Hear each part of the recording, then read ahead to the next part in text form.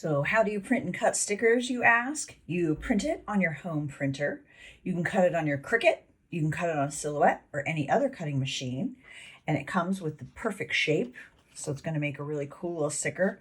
Or you can go old school. Grab your scissors and print it on your sticker paper and just cut it out.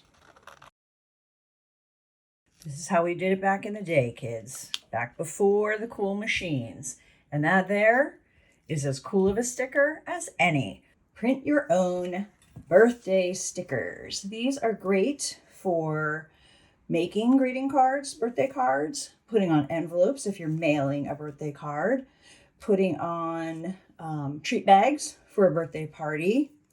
Heck, put it all over the birthday person. They're so much fun and so colorful. And there are 12 in this bundle. And wait for it. 2 of them have a little banner where you can add the name in your cutting machine software or by hand to make them just that much more special.